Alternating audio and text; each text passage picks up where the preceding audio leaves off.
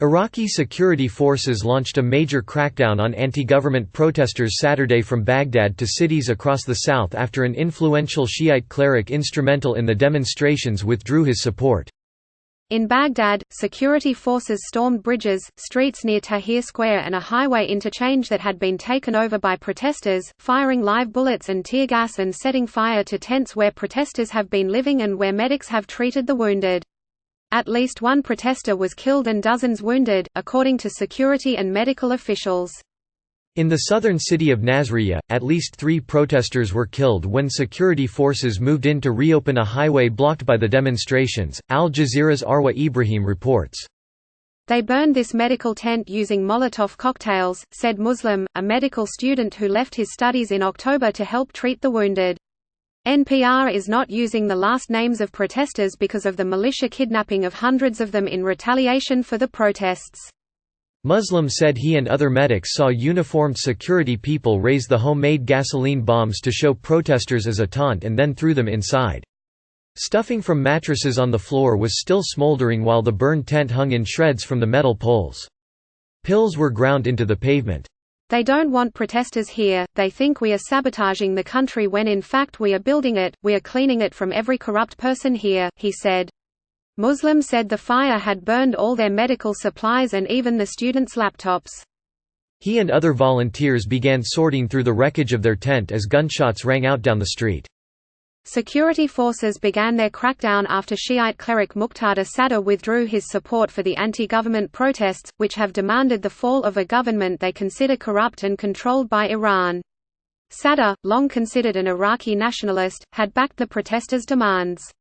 He left Iraq for Iran last month, his aides said, to continue his religious studies. Sadr's reversal left followers in Tahrir Square stunned. "We had so much hope in him and he sold us for a very simple thing, because of power," said one of the protesters, who did not give his name for fear of reprisals. The 3-month-long protests broke the barrier of fear of criticizing powerful religious, party or militia leaders, but publicly criticizing Sadr remains dangerous. Saeed Muqtada, the most cowardly person in Iraq, the protester continued, using an honorific that denotes a descendant of the Prophet Muhammad. 700 people died because of you. Iraqi security forces include Iran-backed militias nominally under the control of the Iraqi government.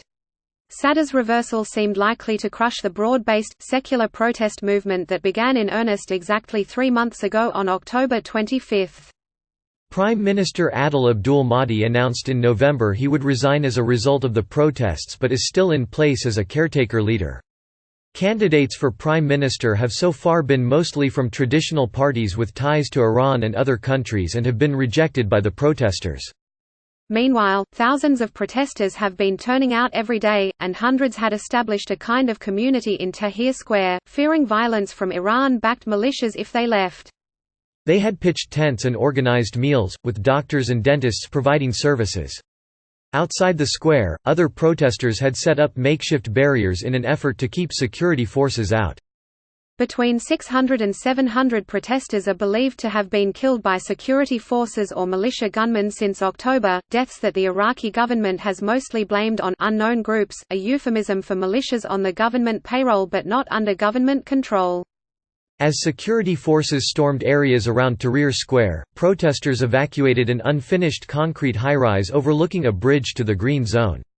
The strategic building allowed them a lookout over the square and the Green Zone, and a measure of protection from snipers believed to have used the building to shoot protesters. Many others, though, vowed to stay and protest, even as they expected security forces to storm the square itself as night fell. As word went out about the crackdown, thousands of people, most of them young men, came from other parts of the city to join the protesters, either facing security forces firing tear gas near intersections or chanting slogans and singing the national anthem in Tahrir Square. "They burned the tents and told us they will come back in the night and clear the square," said a protester named Ibrahim. "We accomplished a lot of things but we haven't accomplished yet what we came for."